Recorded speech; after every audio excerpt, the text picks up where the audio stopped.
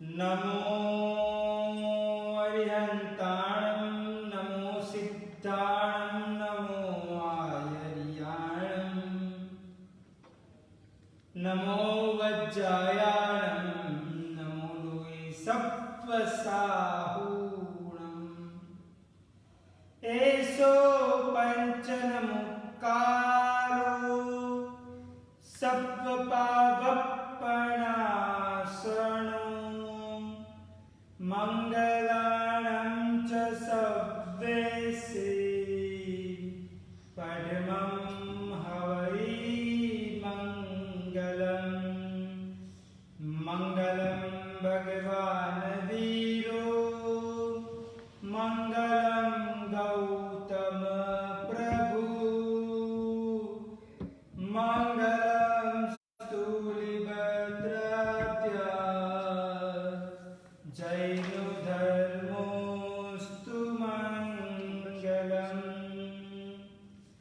ओंकार बिंदु संयुक्तं नित्यं ध्यायन्ति योगिनः कामदं मोक्षदं चैव ओंकाराय नमो नमः अज्ञानतिमिरान्धानं ज्ञानाञ्जनशलाकया नेत्रमुन्मीलितं येन तस्मै श्रीगुरुवे नमः तस्मै श्रीगुरुवे नमः।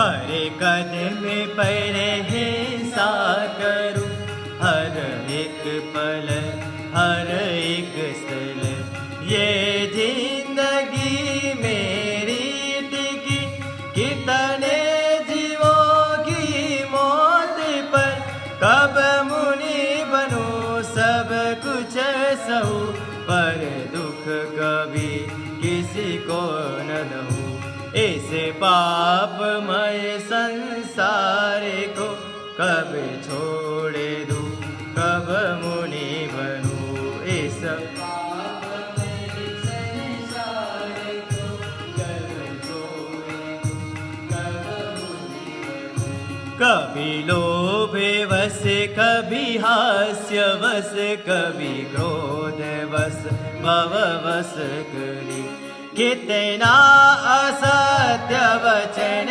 कहो दिन भर प्रभु जानो सभी कब मुनि बनूं जब भी कहूँ हित वचन सत्य वचन कहूँ इस पापमय संसार को कब छोड़ दूं कब मुनि बनूं इस पापमय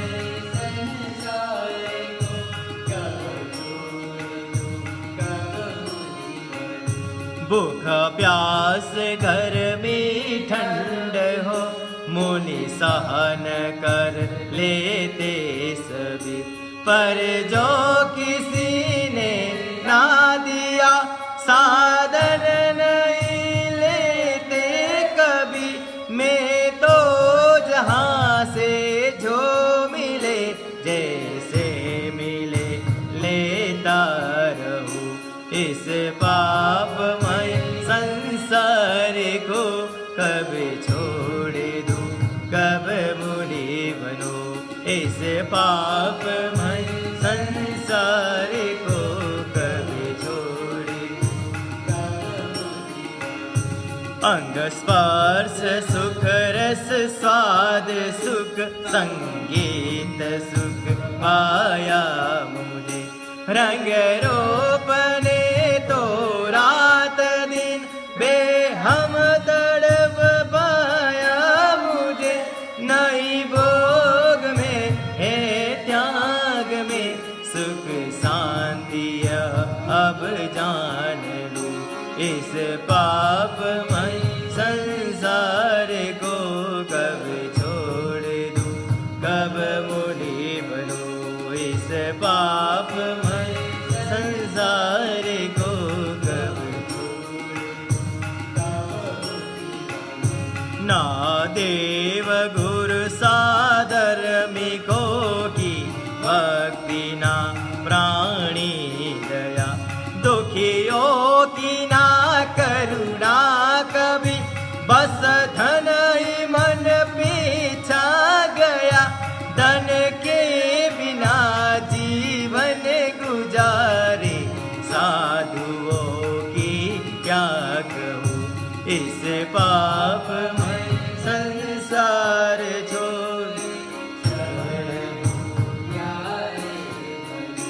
इस पापमय संसार को कब छोड़ दूं, कब मुनि बनूं, सुख सफलता में है तू तो श्री देव गुरु आस्ति सही है, पर सत्य यह समझा नहीं, करता रहा बस क्रोध में करुणा जरण, ऐसा बहा दो कुछ भी हो शीतल रहूं इस पापमय संसार को कब छोड़ दूं, कब मुनि बनूं इस पापमय संसार को कब छोड़ दूं, कब मुनि बनूं इस पापमय संसार को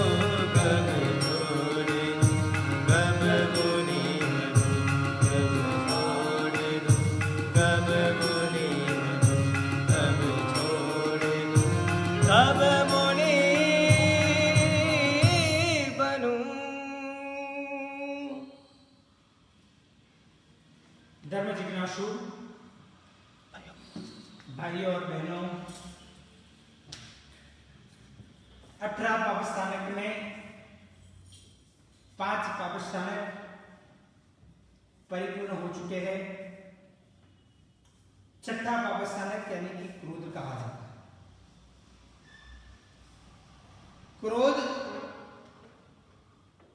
जनरली तरीके से प्राय करते हुए हर व्यक्ति को ये क्रोध बारी बारी से सताने का प्रयत्न करता है। जब व्यक्ति को अपने जीवन काल में क्रोध आता है, तब वो व्यक्ति कुछ भी करने के लिए तैयार हो जाता है। क्रोध वह एक प्रकार से वास्तविक बोध का रोध करने वाला कहा जाता है, क्योंकि जब जब भी जीव को क्रोध आता है और क्रोध के वश के अंदर होते हुए वो वास्तविक वस्तु का जो स्वरूप होता है वो अपने जीवन काल के अंदर आवेश के अंदर आते हुए उसका रोध होता है, और जो पदार्थ होता है वो पदार्थ के प्रति वो एक प्रकार से तत्पर बन जाता है। यानी कि हम सभी ने जो प्रसंग सुना हुआ है, काफी बार प्रदूषण के दौरान सुना है, यानी कि चरण तीर्थपति परमात्मा महावीर देव उनके जीवन काल का ये एक प्रसंग है। भाग्यशाली वो चंड कौशिक सर्प परमात्मा महावीर देव को डंसने का प्रयत्न किया। चंड कौशिक नाम के सर्प की बात करें तो चंड कौशिक नाम का सर्प अपने पूर्व भोग के अंदर एक साधु था, और साधु के भोग के अंदर तपस्या के पार में तपस्या तपस्वी वो गुरु भगवंत थे। उनके जीवन काल में एक प्रकार से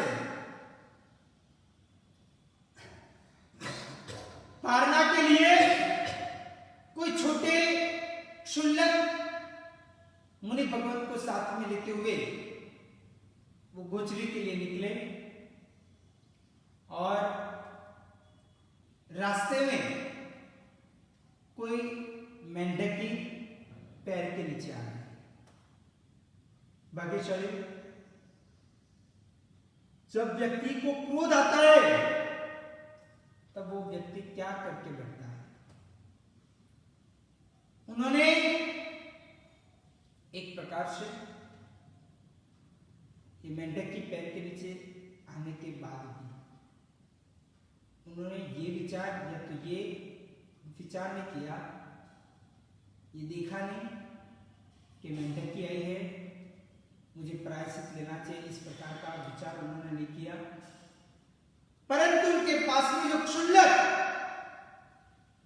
छोटे मुनि भगवत थे, उन्होंने अच्छी हितकर की भावना के माध्यम से कहा कि आपके पैर के नीचे मेंढक की आ गई तो प्रायश्चित उस प्रकार की बात बताई। तब उनके मन के अंदर एक प्रकार का वो मुनि भगवंत के प्रति छोटे से बाल थे और छोटे मुनि भगवान ने बहुत बड़ी बात बताई, तो इस कारण से उनको गुस्सा आया, क्रोध आया और क्रोध के कारण वो अपने जीवन काल के अंदर वो बाल मुनि को मारने के लिए भी तैयार हो गए। भाग्यशाली, यही कहा जाता है कि क्रोध के वश के कारण व्यक्ति का जो बोध होना चाहिए वो बोध का रोध हो जाता है, यानी कि वो बोध रुक जाता है और व्यक्ति वो बोध छोड़ते हुए जो पदार्थ है, यानी कि जैसे कि ये बाल मुनि थे तो वो बाल मुनि को एक प्रकार से मारने के लिए तैयार हो गए। ये सब कुछ एकमात्र क्रोध के कारण उन्होंने किया। भाग्यशाली, जब जब भी व्यक्ति अपने जीवन काल में क्रोध के ऊपर आरूढ़ होता है, यानी कि क्रोध आता है, कषाय आता है, तब व्यक्ति कुछ भी करने के लिए तैयार हो जाता है, वहां तक कि व्यक्ति को मारने के लिए भी तैयार हो जाता है। साधु होते हुए भी हत्या और हिंसा करने के लिए वो तैयार हो गए।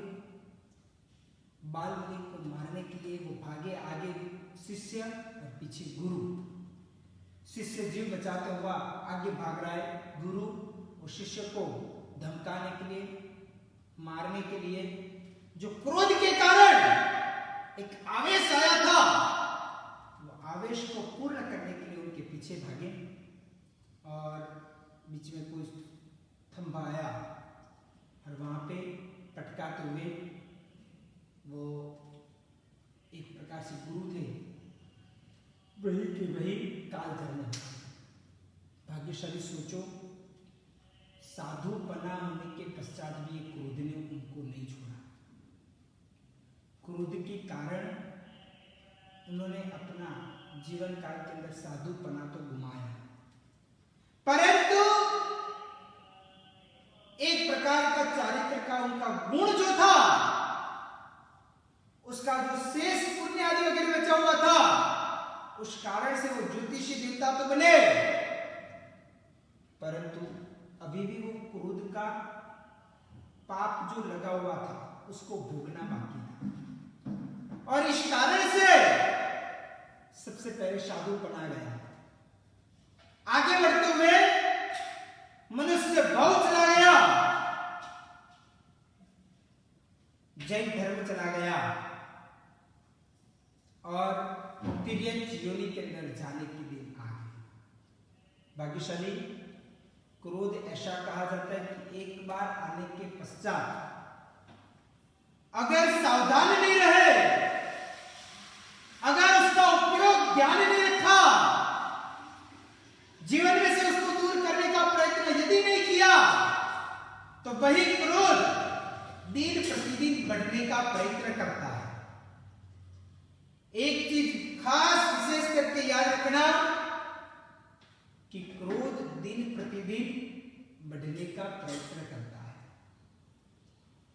पहले साधुपने के अंदर क्रोध था, बाद में कोई प्रकार के सन्यासी बनते हुए क्रोध आया। पहले साधु के प्रति क्रोध आया था, बाद में छोटे छोटे राजकुमार यानी कि बालकों के प्रति क्रोध आया। वही क्रोध आगे बढ़ते हुए खुद प्रभु महावीर के ऊपर भाग्यशाली पहले वो जो क्रोध था उसकी सीमित जगह से उपास्य तक सीमित थी। उसके बाद वो बढ़ते बढ़ते बढ़ते हुए वो एक आश्रम तक सीमित बनी। उससे और आगे बढ़ते हुए पूरा के पूरा जंगल के अंदर एक भी व्यक्ति नहीं आए। अरे व्यक्ति तो छोड़ो, परंतु कोई पंछी भी आकाश में मेरे सामने से उड़ने का प्रयत्न करेगा तो मैं सूर्य के समक्ष देखने के पश्चात उसको भस्मीभूत कर दूंगा। ऐसी प्रकार की भयंकर आग ये चंड कौशिक नाम के सर्प को हुई। उसका अगर मूलभूत कारण देखा जाए तो एकमात्र ये क्रोध के कारण ही बोला जाता है। भाग्यशाली क्रोध एक प्रकार से इतना भयंकर अग्नि वाला है, अग्नि के समान है। ऐसा वो पाप कहा जाता है कि वो पाप करोड़ों पूर्व का किया हुआ चारित्र का गुण, किया हुआ धर्म करने, किया हुआ पुण्य का बैलेंस, वो सभी को एक साथ में सिर्फ 2 घड़ी का गुस्सा क्रोध करोड़ों पूर्व तक जो जो भी प्रकार की साधना आराधनाएं की, ज्ञान ध्यान स्वाध्याय किया, तपस्याएं की, कितना प्रकार का गुण प्राप्त करने का प्रयत्न किया, पुण्यानुबंधी पुण्य प्राप्त करने का प्रयत्न किया, ये सब कुछ करते हुए एक जो पुण्य की पूंजी तैयार हुई वो सभी को सिर्फ 2 घड़ी का गुस्सा क्रोध, ये सब कुछ किया हुआ पुण्य कर्म को जला देता है, खत्म कर देता है। भाग्यशाली बहुत समझने लायक बाबत है। कल भी मैंने कहा था, आज वापस कह रहा हूं कि अभी भी तपस्या करना सरल है। कोई तिथियों के दिन ब्रह्मचर्य का पालन कर देना, अमुक दिनों तक ब्रह्मचर्य का पालन कर देना अभी भी सरल है। एक प्रकार से कोई बड़ी प्रकार की हिंसा नहीं करेंगे, ऐसा प्रकार का नियम लेना भी अभी भी सरल है। भाग्यशाली परंतु क्रोध हम नहीं करेंगे, सर्वथा क्रोध का परित्याग करेंगे। ऐसा नियम लेना, ऐसा पालन करना अत्यंत दुष्कर बोला जाता है। भाग्यशाली बनी हुई सत्य हकीकत घटना कह रहा हूं। एक बार कोई एक व्यक्ति अपने दुकान में से, ऑफिस में से शाम को कुछ घर की ओर आ रहा था और देखा अपने सोसाइटी में कि उनके घर के आसपास में, घर के वहां बहुत सारे लोगों का टोला के टोला वहां पे खड़ा था। साक्षात पूरी सोसाइटी खाली होते हुए उनके घर के पास आके खड़ी थी। वो व्यक्ति सोचने लगा कि क्या मेरे वहां कोई ऐसी अनहोनी घटना घट गई होगी कि क्या हुआ होगा। और ये सोचते हुए दौड़ते दौड़ते दौड़ते दौड़ते हुए अपने घर की ओर आया, लोगों को पूछा और जो लोगों का झुंड खड़ा था उसके बीचों बीच जाते हुए अपने घर के अंदर प्रवेश किया। और देखते हुए देखा तो उनकी पत्नी एक प्रकार से ऐसे ही पड़ी हुई थी। उन्होंने वो सोचने लगा, विचार करने लगा, अवाक हो गया। वहां के लोगों ने, आड़ोस पड़ोस वाले ने कहा कि देखो आपकी जो पत्नी थी वो एक प्रकार से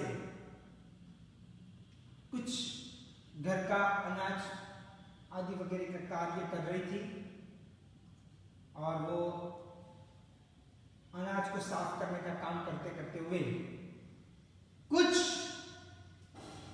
आपके घर में से कोई कोने में से कोई सर्प आदि वगैरह आया और वो आते हुए आपकी पत्नी को डंस मारते हुए चला गया। और जैसे वो डंस मारा या तो दूर से आ रहा था, वो देखते हुए आपकी पत्नी ने जोर से आवाज किया, बूम बराड़ा कर दिया। हम तुरंत ही आए, हमने देखा और ये पता चला और वो जो सर्प है वो बराबर आपके घर के ये कोने के अंदर वो चला गया है। जो कबाड़ आदि वगैरह उसके पीछे छिप गया है, वो हमने देखा। और बोला कि तो डॉक्टर वगैरह, बोला कि डॉक्टर को भी बुलाया। डॉक्टर ने देख लिया और डॉक्टर ने चेकअप करते हुए कहा ये व्यक्ति के प्राण निकल गए, मर गई ये व्यक्ति। और पत्नी के प्रति इतना राग था, इतना प्रेम था कि वो व्यक्ति रह नहीं पाया। तुरंत ही अपनी पत्नी का जो भी अंतिम विधियां करनी थी वो सब कुछ कर दिया, स्मशान यात्रा निकालना सब कुछ कर दिया। उसके बाद वो जब घर पे आया उसने सोचा मैं छोड़ूंगा नहीं, मैं जो सर्प ने मेरी पत्नी को खत्म किया है वो सर्प को तो छोड़ो, वो सर्प को तो मैं मार डालूंगा, परंतु उसके अलावा जितने भी गांव और नगर के अंदर जहां जहां पे सर्प दिखेंगे वो सभी सर्प को खत्म कर दूंगा। भाग्यशाली, सोचो कि कितनी हत्या और हिंसा करने के लिए वो व्यक्ति तैयार हो गया, एकमात्र क्रोध के वश होते हुए। और भाग्यशाली उसने तुरंत ही वो कबाड़ के पीछे देखा, सर्प था। सर्प को पकड़ते हुए अपने घर के अंदर नहीं पर तो छड़े चौक सभी के बीच में, चौराहे के ऊपर, सभी के हाजिरी में वो सर्प को टुकड़े टुकड़े करके उसको खत्म कर दिया। मन के अंदर ऐसी क्रूरता की भावना, यही सर्प ने मेरी पत्नी को मारना, इसको तो मैं छोड़ूंगा नहीं, पर तो उसकी पूरी की पूरी यूनि को खत्म कर दूंगा। भाग्यशाली, सोचो कितनी उग्रता, कितने हत्या और हिंसा का भाव, और उस कारण उस सर्प को मारने के लिए, खत्म करने के लिए वो व्यक्ति तैयार हो गया। भाग्यशाली, इसलिए ही कहा गया है कि क्रोध के कारण व्यक्ति कुछ भी कर लेता है। उसके लिए वो अपने जीवन को भी जोखिम में डालने के लिए तैयार हो जाता है। क्रोध एक प्रकार से पाप का पक्षपाती कहा गया है, क्योंकि क्रोध जब आता है तब व्यक्ति बिना सोचे, बिना समझे कोई भी प्रकार का पाप करने के लिए आतुर हो जाता है, तैयार हो जाता है, और वो पाप की परंपराएं शुरू कर बैठता है। जब व्यक्ति को क्रोध आता है तो उसके मुंह में से कैसे प्रकार की गंदी गालियां, कैसे प्रकार की गंदे कड़वे शब्द निकलने के लिए तैयार हो जाते और निकलते रहते हैं। और उसके द्वारा कितने भी वर्षों पुराना संबंध हो, कितने मीठे मधुरे संबंध हो, उस संबंध को भी एक प्रकार का वहां पे संबंध को टूटने का, तोड़ने का प्रयत्न वही क्रोधी व्यक्ति के द्वारा होने का प्रयत्न होता है। क्रोधी व्यक्ति एक प्रकार से दारू पीने वाला व्यक्ति जैसे होता है ना, जो दारूडिया कहा जाता है, उसके समान ही वो व्यक्ति कहा गया है। जैसे व्यक्ति जब नशा करने के लिए दारू पीता है और व्यसन करने वाला व्यक्ति जब दारू पीता है, तब उसको भाने नहीं रहता। दारू के पश्चात वो नशे के अंदर लाल आंख हो जाती है, शरीर के अंदर जो श्वासोश्वास है उसकी दीर्घता बढ़ जाती है, शरीर गर्म होने लगता है। मैं क्या बोल रहा हूं क्या नहीं बोल रहा हूं उसका कुछ भान नहीं रहता। व्यक्ति कुछ भी लवारा करने के लिए तैयार हो जाता है। बस इसी प्रकार क्रोधी व्यक्ति भी अपने जीवन काल में जब जब भी क्रोध करता है, तब वो भी अपने जीवन काल में इस प्रकार क्या बोलना, क्या नहीं बोलना, किसके सामने बोलना, किसके सामने नहीं बोलना, बिना गुनाह भी किसी को टोकना, मारना, हैरान करना, परेशान करना, इस प्रकार का प्रयत्न वो व्यक्ति करने के लिए तैयार हो जाता है। इसलिए अपने जीवन काल में ये सभी बाबतों को सुनते हुए, समझते हुए क्रोध का परित्याग करना चाहिए। भाग्यशाली वंकचूल को याद करो। वंकचूल ने अपने पूर्व के अंदर अनेक प्रकार के पाप का कर्मबंध बांध दिया, परंतु जब आंख खुली, विचार आया और तब अपने जीवन काल के अंदर उसने श्रावकाचार्य का पालन किया और सच्चा श्रावक बनते हुए उन्होंने ये सभी प्रकार के जो कर्म में थे, पाप कर्म थे, उस सभी को विफल बनाने का प्रयत्न किया। बस से वैसा ही क्रोधी व्यक्ति अपने जीवन काल में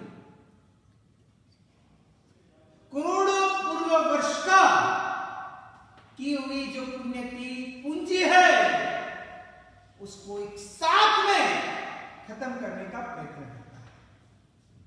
भाग्यशाली लाखों करोड़ों गांसड़ी भरते हुए जो रुई की प्रकार का गोदाम जो होता है, वहां पे अगर समझ लो कि छोटी सी मैच बॉक्स, उसकी छोटी सी एक दिवासली अगर समझ लो कि घिसते हुए वहां पे लगा दिया, यानी कि थोड़ी सी छोटी सी भी आग वो रुई की भरी हुई गोदाम के अंदर जो गासड़ियां है उसके अंदर लगा दिया, तो भाग्यशाली परिणाम क्या आएगा? चाहे वो करोड़ों अरबों रुपए का भी रुई क्यों ना हो, परंतु अग्नि एक साथ में सबको शायद उसको जलाने में आधा घंटा या तो घंटा भर भी नहीं लगेगा। वो सब कुछ ओम स्वाहा एक साथ में करना। वैसे ही करोड़ों पूर्व वर्ष का की हुई आराधना साधना एक साथ में खत्म करने वाला अगर कोई है तो वो क्रोध बोला जाता है। भाग्यशाली थोड़ा सोचो, समझो, ये सभी चीजें समझेंगे, सोचेंगे, विचार करेंगे तो हमारे जीवन काल के अंदर भी क्रोध दिन प्रतिदिन क्षीणतर होता जाएगा, कम होता रहेगा, उसकी उग्रता कम होती रहेगी, क्योंकि हमारे शास्त्रकार भगवत ने उसके उग्रता के लिए 4 प्रकार बताए हैं। सबसे पहला नंबर का प्रताप अनंतानुबंधीय क्रोध, दूसरा नंबर का प्रकार है अप्रत्याख्यानीय क्रोध, तीसरा नंबर है प्रत्याख्यानीय क्रोध और चौथा नंबर का है स्वजलन क्रोध। तो उसकी बाबतों का विवरण वो कैसा है, कहां पे लेके जाता है, किस प्रकार अपने जीवन काल के अंदर हमें एक प्रकार का हमारा आत्मा का यानी कि हमारा खुद का अहित करने वाला है, उसकी बाबतों का विवरण आने वाले कल के प्रवचन के अंदर हम देखेंगे। वितरा की आज्ञा विरुद्ध कुछ भी बोला तुम इच्छामि दुक्कडम। सर्व मंगल्य मांगल्यम सर्व